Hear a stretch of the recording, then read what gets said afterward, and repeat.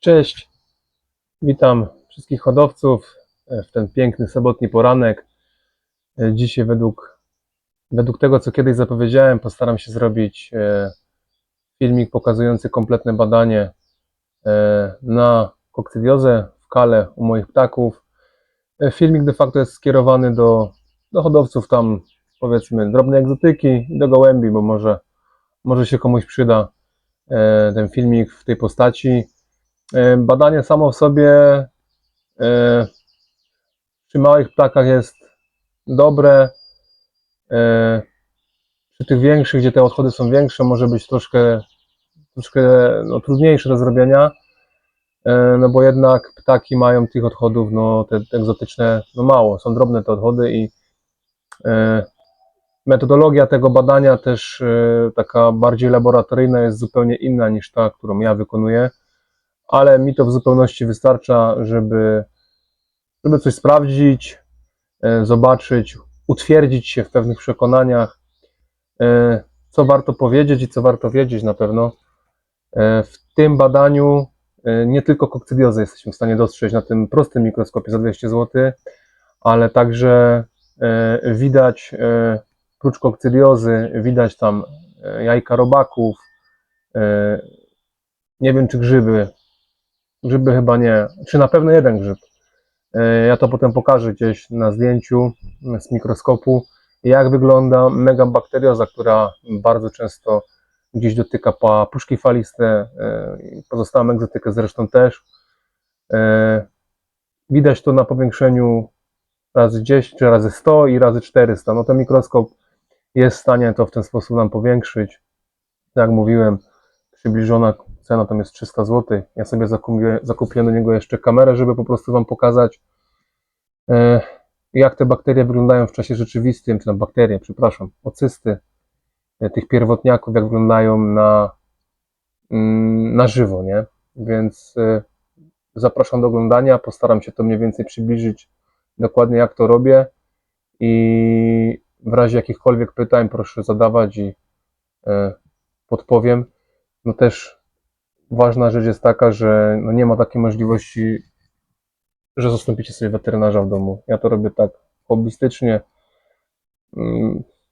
w ramach potwierdzenia gdzieś tam swoich teorii na ten temat, które mam gdzieś w przemyśleniach, mi ptaki są troszkę osłabione. Bardzo często jak sprowadzam ptaki, to też pierwsze co robię, to zerkam sobie tam po 2 dniach na odchody, no i weryfikuję to, bo to jednak stres powoduje, że ocysty się namnażają. Może nie tyle sam stres, stres powoduje obniżenie odporności po prostu i taki jest z tego wniosek, że potem spada nam odporność i te kokcydia się nam namnażają w organizmach tych ptaków.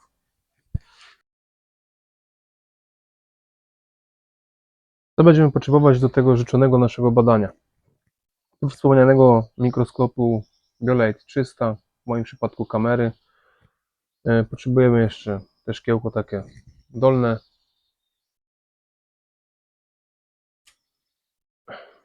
plus szkiełko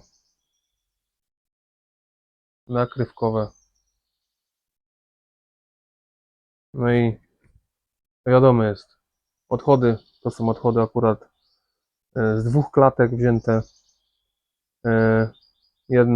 Jedne odchody są wzięte z samicy, która siedzi gdzieś sobie na młodych jeszcze kilkudniowych, praktycznie można powiedzieć do 10 dni. No i jedne odchody są wzięte, te mniejsze, z normalnego ptaka. No nie widać tu żadnych zmian patologicznych, takich, żeby gdzieś ten kał był jakiejś innej konsystencji niż powinien być. Może coś znajdziemy, może nie.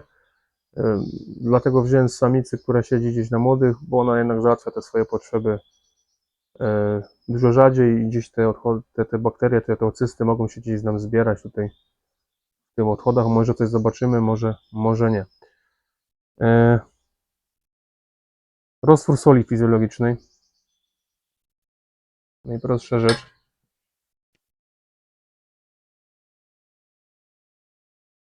Do przemywania oczu.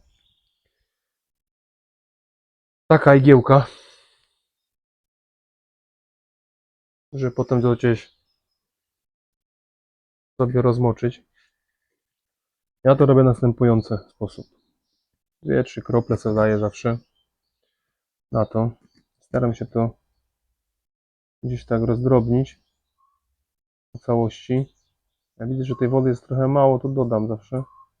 Ale wyczuwam teraz i chyba trochę gritu na karmie. Więc to badanie będzie trochę... No, jest tego na karmie, na odchodach. Jest grit, który podawałem. Więc będzie problem wykonać to badanie. Bo te szkiełko nie będzie nam przylegać. No, dobrze by byłoby ogólnie rzecz biorąc przed badaniem zabrać takie właśnie grity, nie grity. Też szkiełko pęknie, jak będziemy dociskać pod tym mikroskopem. No, ale to tam jest mniejsza już z tym, to sprawdzimy. Więc pierwsza próbka tak wygląda. Biorę sobie szkiełeczko i przykrywam sobie to tutaj, no ale już czuję pod... Nie, chociaż nie, jest na tyle ok. No coś takiego tam z tego wychodzi. Jest na tyle przeźroczyste, żeby to dać pod mikroskop. Więc teraz zobaczymy, jak to będzie pod mikroskopem wyglądało na tej pierwszej próbce. Więc działamy dalej. Dobra, do filmiku będziemy używać zoomu 10x10. Więc moim zdaniem to jest najlepszy zoom, jak macie już prawę, żeby zobaczyć z daleka, bo to cystki będzie widać. Na zoom razy 10.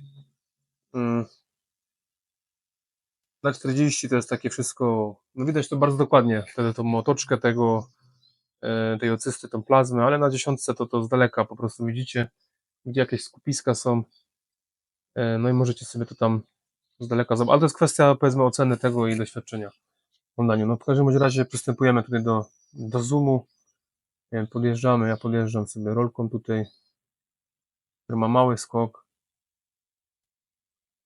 dojeżdżam do próbki, zbliżam się, już się obraz ostrzy, coś się nam dzieje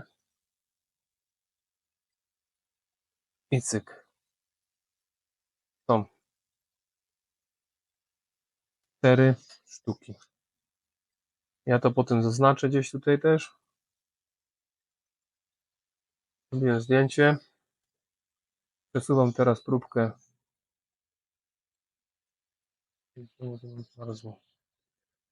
Zdjęcie nas interesuje. Przesuwam próbkę i szukam więcej, żeby ich było, bo 3 to nie są, to nie jest jakieś zakorzenie specjalne.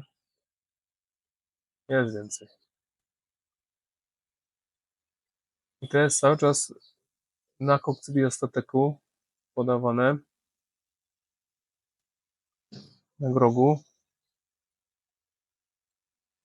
3 gramy na 150. Jest tego więcej. I nawet widzę coś jeszcze. Ja podoszczymy może. No, nie podoszczymy. Ale tutaj dokładnie widać, tutaj prawej strony. O, teraz podjadę, żeby to było w samym tym centrum. Jest tego sporo. Jest tego sporo. Widać, że tutaj jest ta otoczka, taka błona, a w środku taka plazma jest, jakby to są właśnie te ocysty. Okrągły kształt. No i zwadnie bajkoks i tyle, nie? Nie podobało mi się, że samica tak taka wychodzi delikatnie spuszczona z tego. Myślę, jak czysta, to jest jak pewne. Ale no co zrobimy. Ale przez to, żeby takie miał kurację zrobioną, tylko te czasy wilgotne, tak nie wiem, ja nie umiem trafię na tym zapanować. Zawsze mam z tym problem i przełożę się chyba tutaj normalnie na, będą wszyscy, czyli jechać do oporu bajkoksem, bo to jest bez sensu. Jest taka.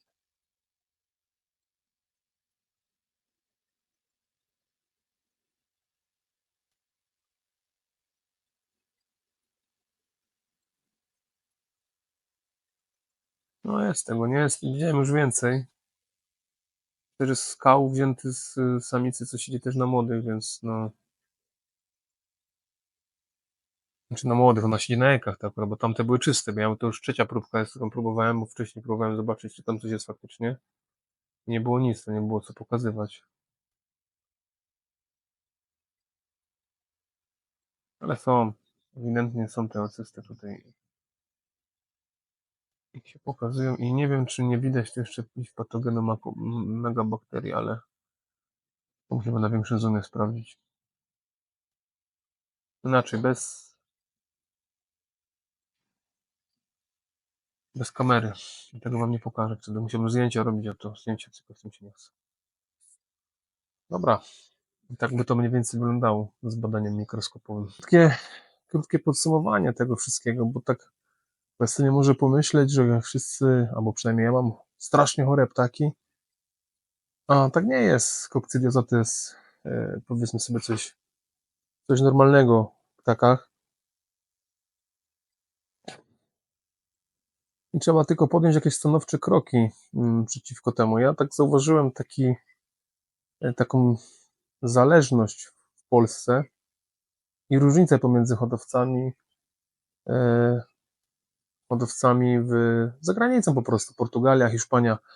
Może coś na ten temat dopowiem, tak, bo też tak jeżdżę i zawsze mam jakąś taką refleksję na ten temat, że u nas o problemach się ogólnie nie mówi. Sam o niektórych środkach dowiedziałem się zaczynając dopiero po jakimś tam czasie. Słyszałem tylko o czosnek i zakwaszanie i będzie ok. No może to jest dobre, nie? A pojadąc za granicę dowiedziałem się dużo więcej rzeczy, które się stosuje. Antybiotyki, witaminy, jakie są proporcjonalne już do drobnej egzotyki, zwłaszcza do takiej egzotyki, jeżeli my hodujemy kanarki i szczygły, czy tam krzyże. Podejście trzeba troszeczkę zmienić tak naprawdę. W kwestii kokcydiozy poznałem kiedyś tego Portugalczyka, który bardzo fajny sposób miał selekcję ptaków. Oni nie leczyli masowo ptaków, tylko i wyłącznie te chore pojedyncze sztuki. No ja w sumie robię też tak samo, nie stosuję tych terapii masowych, bo to nie ma sensu. Inaczej, każdy w hodowli musi dojść do pewnego momentu, w którym wyprodukuje z siebie taką linię, która jest odporna w jego warunkach na te bakterie, na te ocysty, które otaczają tutaj, na te środowisku, w którym jego ptaki żyją. No i to też jest zasadne, moim zdaniem. Znam też hodowców, którzy nie stosowali nic tak naprawdę,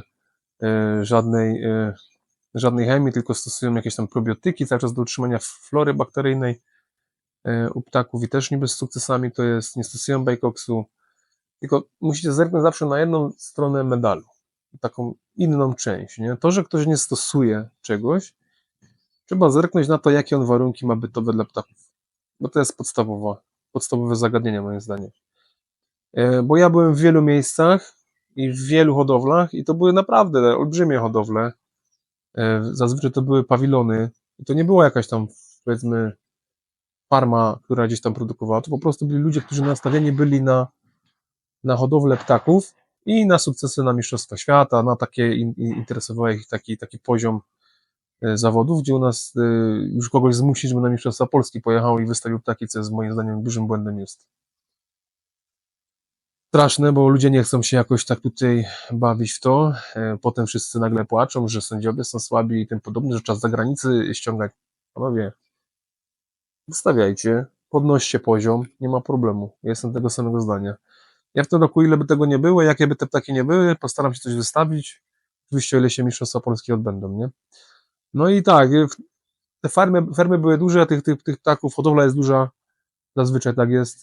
Ceny są też inne zupełnie niżeli u nas, ale co jest istotne, no, hodowla jest duża i one mają ciągi wilgoci, wysuszają powietrze. No to w moim przypadku utrzymać powietrze, powiedzmy, na te 50-60% wilgotności, no to jest nie lada wyczyn. Chyba każdy wie, jaki maj 2025 był, jaki był czerwiec 2025 z ocieplającym się klimatem.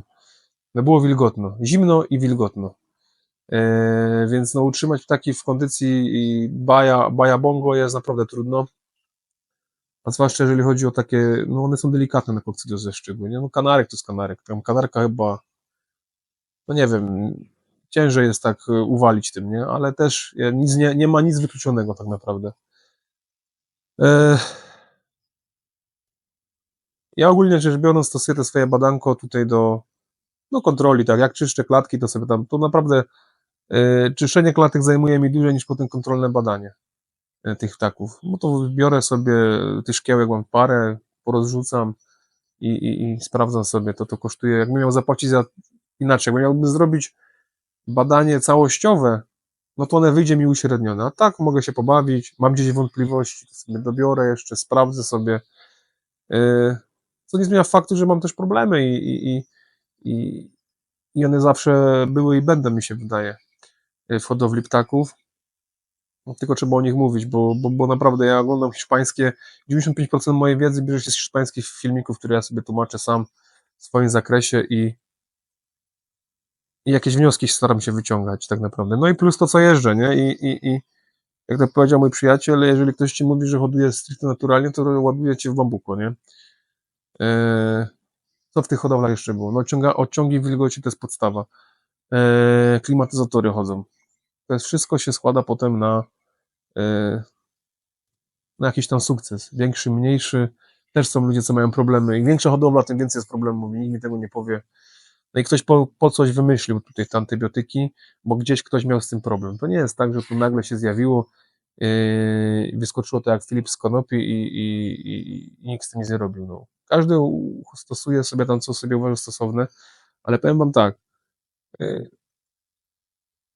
w Hiszpanii, w Portugalii Majkox leci co 2-3 miesiące. No maksymalnie ten kwartał musi być ta kuracja zrobiona. Znam terapię, gdzie 4 tygodnie w zimę leci Majkox. Nie? Te cykle tak jakby lecą do wyczyszczenia ptaków. I teraz tak, pytanie zasadnicze jest takie, bo tu się znajdą za chwilę mecenasowie sztuk pięknych, ekolodzy, naturyści, że to jest chemia, że to jest złe, że to jest tamte, że to jest sramte. Ja zachęcam, weźcie, wyciągnijcie sobie z kieszeni 300 euro, nie 300 zł, tak, tu w Pszczynie, 300 euro, kupcie tych ptaków 10, przywieźcie do kraju, do innego klimatu, do innej karmy, bo mało kto stosuje się do tego, że trzeba zabrać próbnik karmy ze sobą i ptaki przestawić na pewien cykl karmy. Inne bakterie macie w oylerze i czekajmy na efekty tego. Czekajmy na efekty tego, co żeście kupili tak naprawdę. Bo czasami może być tak, nie zawsze, ale mogą być te efekty mizerne. A poza tym to jest tak jak z barwieniem ptaków. Komuś się wydaje, że będzie podawał ogórka i inne rzeczy zielone i on fajnie wybarwi tego ptaka. No tak, tylko człowiek wymyślił po coś zagęszczone barwniki, żeby przyspieszyć ten proces i zwiększyć jego efektywność. Jeżeli ktoś tego nie rozumie, no to tut mi light. Po to jest właśnie. Dopiero stosując jakiś tam barwnik o jakimś stężeniu, powodujecie podbicie tego koloru. Tak jest w kanarkach żółtych. Ja nie będę mówił o czerwonych, bo na czerwonych się nie znam, ale luteinę można stosować też i w przyszczygłach i to z daleka od razu widać, gdzie jak to czym barwi. Bo nikt mnie tutaj nie powie, że takie żółciusieńkie wszystko fajne wychodzi na strzał. Jakiś tam stopień barwienia jest zastosowany, a luteina wbrew pozorom nie jest droga. Jak ktoś mówi, to też jest drugi temat do rozmowy, bo pytałem się dużo ludzi, czym barwią w Polsce.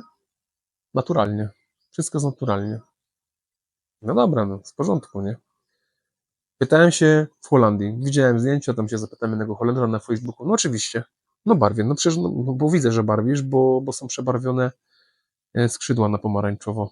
A przypominam, że w rysunku szczygła lusterko, czyli te żółte piórka na skrzydłach muszą być cytrynowe. Nie mogą być przebarwione w żaden sposób. To musi być cytryna w najnormalniejszym sposobie oglądania tego ptaka i pokazywania go na wystawach. Pojechałem do Portugalii, pojechałem do Hiszpanii. Tam nie ma żadnej tajemnicy z niczego robionej. Adam, to, tak, to dajemy, spróbuj tego, to też dajemy. Słuchaj, ja hoduję sobie aksamitki, suszę potem kwiaty, miele to, podaję ptakom, podaję paprykę. Wszystkie chwyty są dozwolone i tam jest jakaś taka większa otwartość na pewne tematy. Tutaj znowu coś dostać, U mnie jak do mnie ktoś przyjeżdża, może ze mną przyjść, pogadać, jak mam czas, bo na tym Facebooku mam mniej trochę czasu, a jak ktoś przyjeżdża na kawę, możecie przyjechać. Jestem fanem kawy, możemy się zawsze gdzieś tam napić razem, pogadać o ptakach. Zresztą dużo kolegów ze mną gada. Przyjeżdża, dzwoni do mnie, najlepiej dzwonić, bo też tak jak na rowerze gdzieś jeżdżę, to można też pozagajać. Więc każdy sobie, tak reasumując, każdy sobie musi znaleźć swój sposób na to, jak hodować ptaki, jak do tego podchodzić. Ja mam taki, a nie inny sposób, mam swoje problemy, ci co nie mają, chylę czoła, ja robię wszystko, żeby ich nie mieć, a one się cały czas jakieś coś pokazują. Wszystko jest odnotowane do zeszytu, każda jedna choroba, którą ja tam przechodzę, jest odnotowana. Robię sobie zdjęcia, robię z tego dokumentację, piszę jakie dni podawałem, jak długo, więc chłopaki, co tutaj z Rybnika są, to wiedzą, że można się mnie zawsze zapytać i możemy zawsze coś razem wymodlić, bo tematów jest naprawdę dużo. Przypominam, że wyjściem do każdej choroby w ptakach jest kokcydioza, zwłaszcza w tych naszych małych drobnych. I potem wyskakuje, nie wiem, E. coli, coś jeszcze, ale trzeba utrzymać ten trzon kokcydiozy w jakimś tam niskim poziomie i ja zazwyczaj, powiem wam szczerze, jeżeli dochodzi do takiego czegoś, że mam już gdzieś tam, pomimo tego, że naprawdę sprzątam, muszę wentylację jeszcze dopracować, ale dezynfekuję to w chlorze wszystko, co 2 tygodnie wymieniam papier w klatkach, co 2 tygodnie wymieniam papier w klatkach, żerdzie w chlorze też dezynfekuję, może przez to, że to za dużo higieny, ale to nie jest jakoś tam specjalnie higienicznie aż tak super, bo inaczej, bo możemy dojść do sytuacji, w której macie ptaki odporne na wszystko. Tylko pytanie jest takie, czy te ptaki będą spełniać standard przede wszystkim wasz, a jeżeli chcecie być wystawcami albo hodowcami, gdzieś tam bawić się w hodowlę i selekcję, czy będą spełniać standard wystawowy. Bo jeżeli mamy iść do przodu, no to trzeba z tego, że tak powiem, spiąć poślady i podawać to, co wszyscy podawają, a większość ludzi podaje to, co u nas w Polsce jest praktycznie tajemnicą, można powiedzieć, nie? Nie wiedzieć dlaczego. Jest wszystko cienko dostępne. Ale jeżeli ktoś ma jakiś swój sposób, podaje jakieś kokcydiostatyki, to bardzo chętnie skorzystam z porady, tylko zaznaczam, i może ktoś tego nie wie, że ziołowe kokcydiostatyki mają to do siebie, że ptaki nie chcą ich pić. A okres mamy taki, jaki mamy. Jeszcze jest relatywnie sucho, ale za chwilę zacznie się trochę chłodniejsza pogoda, mokrzej, będzie wilgotniej i będą problemy. I te ptaki zazwyczaj nie chcą pić ziołowych rzeczy, które są z zasady gorzkie. Tak, z tego co zauważyłem. Nie wiem, może macie jakiś inny ten sposób. Ja mam różne środki stosowałem i na pewno będę obstawał przy tym, że trzeba używać bajkoksu, amprolium, ESB, czyli sulfatywu i różnych innych rzeczy, które się podaje zapobiegawczo. Nie przez to, żeby ptakom dokuczyć, tylko po prostu, żeby się cieszyć hodowlą, bo jeżeli ktoś nie rozumie tego, że hodując na klatkach, ten ptak ma zawsze kontakt z swoimi odchodami i on będzie się cyklicznie zarażał, no to chyba nie mamy o czym rozmawiać. Nie rozumie istoty problemu tak naprawdę. Wierzcie mi, że mam kolegów, którzy hodują na klatkach i są te same problemy, tylko u nas się udaje, że problemu nigdzie nie ma. Tyle mam do powiedzenia. Jeżeli komuś się ten filmik do czegoś przydał, zapraszam do subskrypcji, do lajkowania. W najbliższym filmiku chciałbym pokazać różnicę pomiędzy szczygłem syberyjskim hodowlanym, a szczygłem europejskim hodowlanym. No to on jest dziki praktycznie. Żeby ktoś zauważył, jaka jest różnica i pokaże, jak uroczy potrafi być szczygieł naturalny. Powiedzmy, że może nie ze wzorcowym rysunkiem, ale z dobrym. Bo ja już jestem tak skory, że tak naprawdę zostanę przy tych 2 mutacjach, które mam. i przy tych moich naturkach i mam już taką bazę zawiązaną i poszerzam Voilera i będziemy chyba, może jakąś swoją linię sobie zrobię. No taki mam plan już dłuższego czasu, więc ja będę sobie powoli działał, jak mówię, hobbystycznie z notatkami, ze zdjęciami, udokumentowane będzie, żeby to było dobrze. Zajmie to pewnie kupę lat, ale dopóki mnie Pan Buczek nie wezwie, to możemy działać na spokojnie. Może coś z tego fajnego wyjdzie, bo nie sztuką jest jechać i kupić za 500 euro i potem, żeby Ci to zdechło, tylko wyhodować coś u siebie, co będzie na standardzie powiedzmy europejskim, no bo to światowy, europejskim, nie? Dziękuję.